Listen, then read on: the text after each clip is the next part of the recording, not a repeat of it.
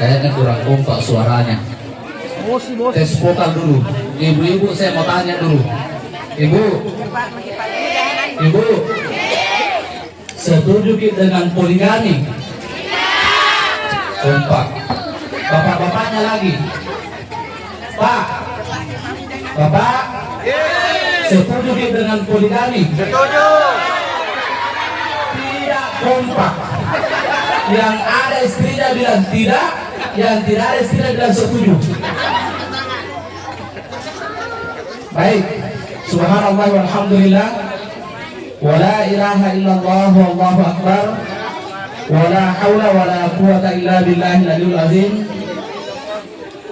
Assalatu wassalamu ala rasulina al-karim sayyidina wa maulana Muhammadin wa ala alihi wa sahbihi ajma'in, amma ba'd. Alhamdulillah, pagi hari menjelang siang ini, di mana suasana lagi becek di luar, baru saja kita menjadi saksi berlangsungnya sebuah peristiwa yang luar biasa. Saudara Ilham baru saja mengucapkan ijab kabul, kencang larinya Pak, seperti jalan tol. Kenapa kencang?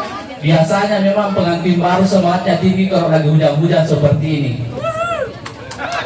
Tapi ingat Ilham, di depan kita ini 1 bulan ke depan ada tantangan berat. Di mana tantangannya? Itu berat bagi pengantin baru kalau Ramadan. Saya kasih satu tipsnya. Lebih baik korbankan salat tarawih daripada korbankan puasa. Karena kalau puasa kita korbankan Ilham, nah kena kafara 2 bulan berturut-turut puasa. Tapi kalau salat tarawih tidak ada di hukumannya, yang ada hanya kerugian. Ada 2 orang menderita kalau Ramadan, pengantin baru dengan orang yang 1 bulan sebelum Ramadan melahirkan istrinya, dan mungkin ada di sini. Saya disuruh nasihat pernikahan, berat ini Pak. Di depan saya ada juga Pak Kiai, guru saya. Ada Ustaz Rusli dan banyak Kiai di sini, banyak Ustaz. Yang mau diceramah juga Ustaz. Beliau ini partner saya, selalu ke Makassar sama-sama. Di mobil dia yang selalu nasihati saya. Sementara di sampingnya alumni Mangkoso, 1 bangku 1 alumni dengan saya. Jadi sebelum saya nasihat, saya mau tanya dulu saudara Ilham. Dari jawabannya Ilham inilah, baru saya tahu apa yang saya mau sampaikan. Kenapa? Tidak ada persiapan untuk ceramah hari ini, karena saya tahu mereka semua adalah ustaz. Dan tidak persiapkan untuk ceramah hari ini. Maka tanya Ilham dulu. Ilham, saya tanya, jawab dengan jujur Ilham. Sebelum ini sudah pernah lagi menikah? Belum pernah. Kayaknya perlu dinasihati. Saya bilang belum pernah dengar tadi banyak kisah sudah menikah. Begitulah orang kalau lagi bahagia terkadang lupa diri. Maka perlu dinasihati. Terpaksa bicara baik betul, karena kakak lupa. 1.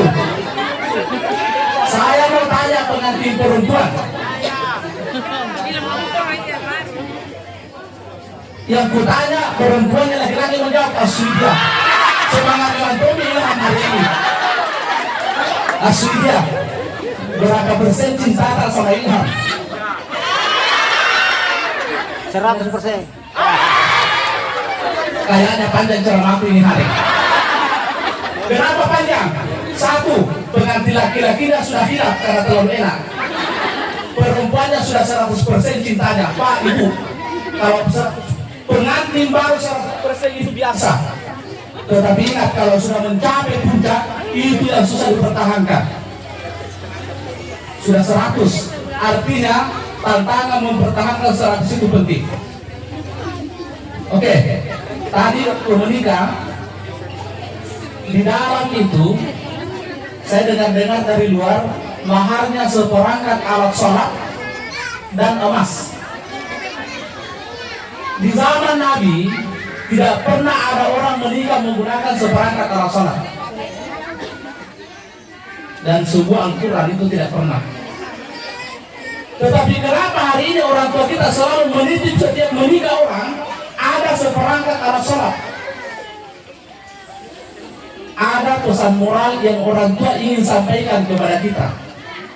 Apa itu? Kemajuan ilmu pengetahuan dan teknologi sekarang, di mana-mana HP, Facebook dan lain sebagainya. Terkadang kita curhat di tempat yang tidak benar. Kita curhat di tempat yang tidak seharusnya. Banyak orang persoalan rumah tangganya dibawa ke Facebook. Banyak orang persoalan rumah tangganya dibawa ke grup WA dan lain sebagainya. Dan disinilah terkadang muncul masalah besar. Kenapa tidak boleh orang curhat? Membawa persoalan rumah tangga dalam media-media sosial yang kita punya, karena itu bisa memancing munculnya CLBK, cinta lama yang belum kelar, atau cinta lama yang belum kesampaian. Selalu dicurhat di Facebook, akhirnya muncul lagi dan dia mantan-mantan tak, maka muncullah seolah-olah dia adalah mantan terbaik. Ada kalimat yang enak didengar tetapi menipu, mantan terindah.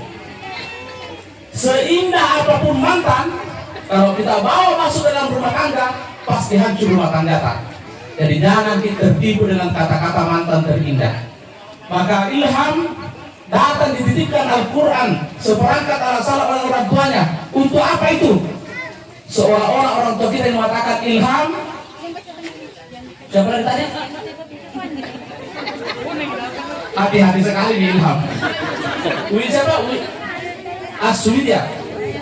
Orang tua kita yang mengatakan kalau ada persoalan, dan pasti ada persoalan dalam rumah tangga, jangan dicurhat di Facebook.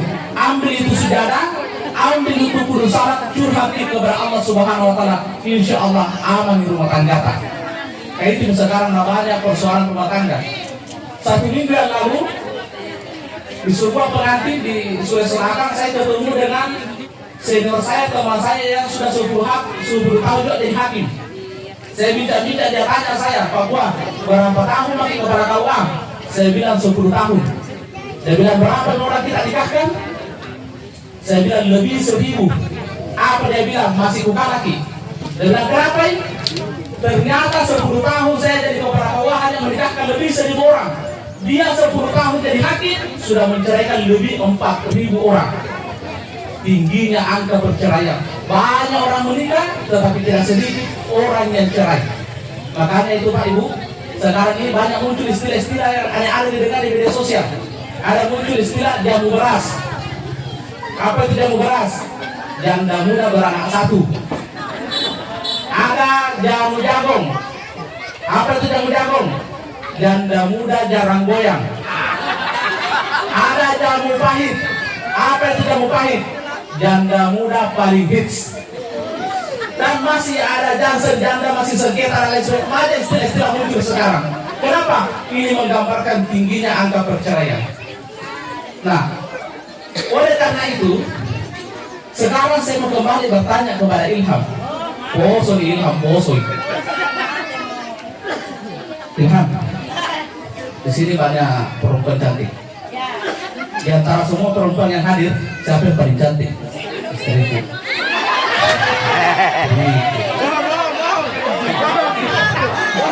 Kayak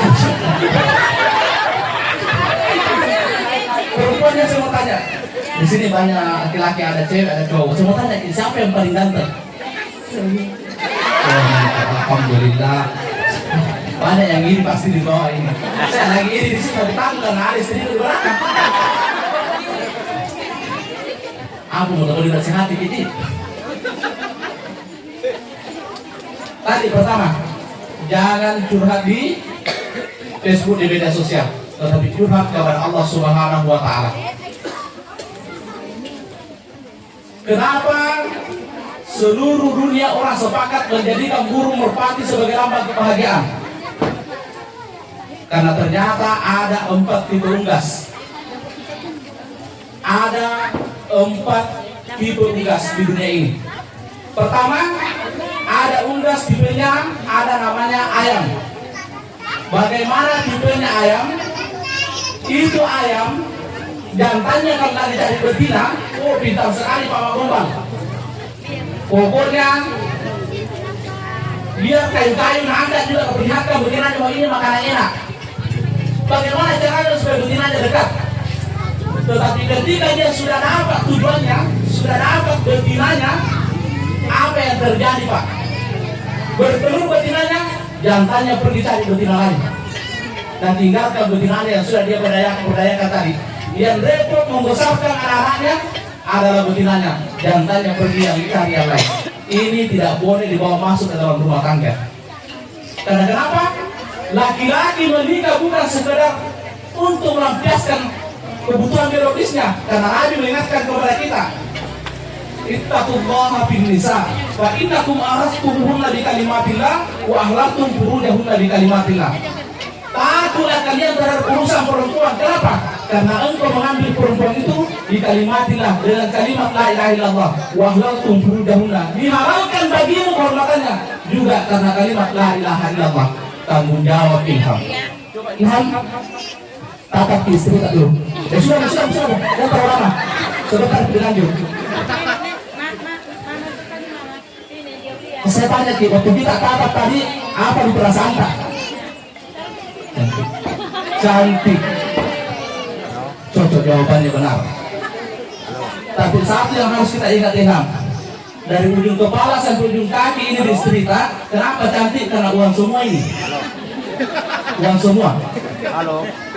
Dan itulah kontraknya perempuan. Makanya Nabi mengatakan begini, laki-laki kalau mau menikah harus ada 4 ju. Halo. Kaju. Apa dibilang kaju Ilham? Kaju. Sayur. Artinya ada nafkah pada laki-laki. Yang kedua waju. Baju. Ini Ilham. Kenapa cantik? Pakaian. Itu perempuan Bapak Ibu sekalian, itu sudah kontraknya, namanya mir'ah. Laki-laki kalau mau ke pengantin, pakai das, pakai sarung, pakai songkok, selesai kita jalan. Besok ada pengantin, ambil lagi das yang sama, pakai lagi, berangkat. Tapi perempuan tidak mau pakai bajunya 3 kali pergi pengantin 1 bulan. Karena mana mak rental, kalau tidak ada bisa dicuci. Tapi bukan yang di sini, yang di sana, yang di lain. Insya Allah yang di sini tidak jauh beda sama di sana tadi. Perempuan kalau keluar rumah, sebelum keluar rumah wajib tawaf di depan cermin. Begitu keluar pintu mau pakai sandal, lihat jendela, sehingga lagi bercermin di depan jendela. Mulai di mobil, dapat kaca mobil, bercermin lagi di depan kaca mobil. Sampai di kantin, sepanjang jalan semua cermin mobilnya orang, motornya masih lihat semua. Di pengantin dikira mau foto-foto, padahal cermin HP-nya. Coba bagi muka HP, tas-tasnya. Tasnya mahal harganya, isinya biasa ada 3 macam di dalam. Tisu, cermin, batu tawas. Tapi bukan yang di sini, yang di sana. Itu adalah kodratnya perempuan. Kenapa istrinya artis cantik? Karena ongkosi. Jadi kalau kita lihat istrinya orang cantik, daripada istri tak berpikir, jangan-jangan kurang ongkos kena istriku. Apalagi setelah ukaju, waju, aju, kayu, perumahan. Salah satu hal penting dipikirkan oleh pasangan suami istri adalah harus bagaimana supaya punya rumah. Dan yang terakhir adalah aju-aju. Aju-aju. Bahasa Bugis kayu-kayu. Tapi punya ini ada senjatanya, Ilham berdiri dan bengkok. Saya yakin dan percaya ada kayu-kayunya ini dan ada senjatanya. Karena begini Ilham, perempuan bukan cuma butuh beras, tetapi juga butuh keras. Kalau hanya bisa beli beras tapi tidak keras, nah tinggalkan di perempuan. Maka Nabi mengatakan harus ada 4 ju, waju, kayu, aju, aju. Itu tipe yang pertama, ayam. Ada tipe yang kedua, namanya burung puyuh. Karena saya bicara burung puyuh, saya sebelah sini berdiri. Bagaimana tipenya burung puyuh? Itu burung puyuh pada saat pendekatan, betinanya dikasih bersih, bulunya dipercantik dirinya, suaranya dikasih merdu. Bagaimana supaya jantan tertarik sama dia?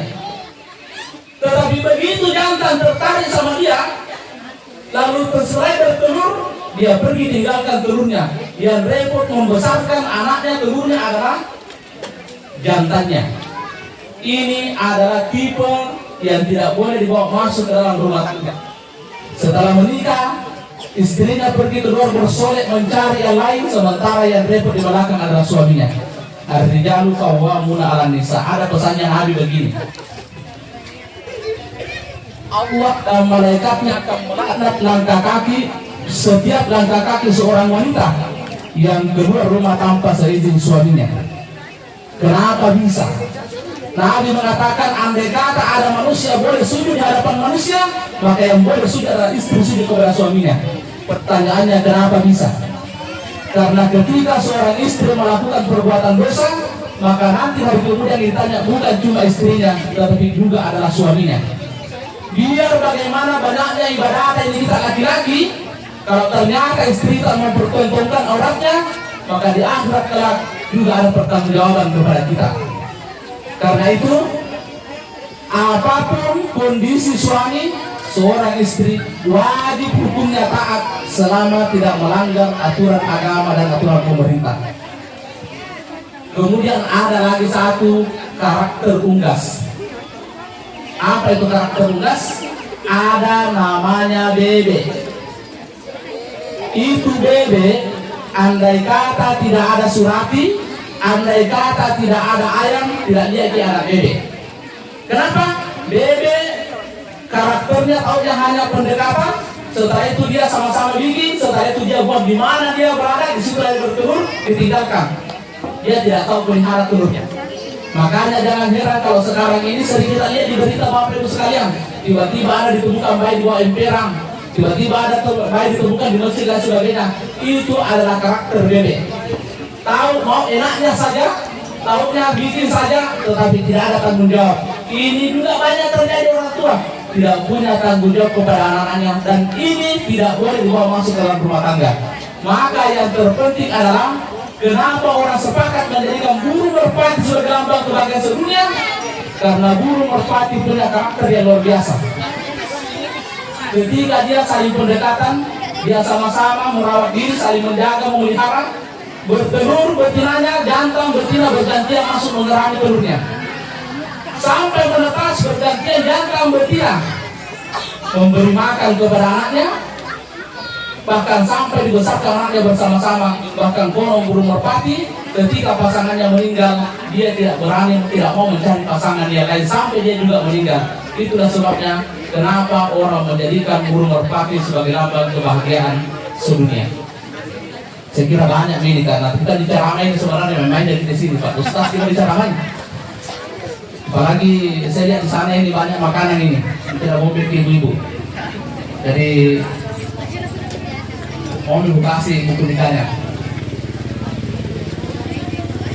Lihat, dua warna ini menandakan bahwa di Indonesia itu hanya ada dua identitas di luarnya lambang Garuda besar. Satu adalah buku nikah, yang kedua adalah paspor. Bedanya, paspor untuk dipakai masuk keluar masuk di negaranya orang. Kalau buku nikah untuk dipakai keluar masuk di kamarnya orang. Ya. Dan jangan dianggap bahwa ini adalah STNK. Apa STNK? Sudah tua nakal kembali. Apalagi BPKB, Bapak punya kekasih baru. Saya mewakili kepada kantor urusan agama Kecamatan Kaluku, silakan berdiri. Ya, pengantin baru harus kuat berdiri. Saya mewakili kepada kantor urusan agama Kecamatan menyampaikan selamat saudara berdua, dan insya Allah ini menandakan bahwa saudara sudah resmi sebagai pasangan dunia dan akhirat.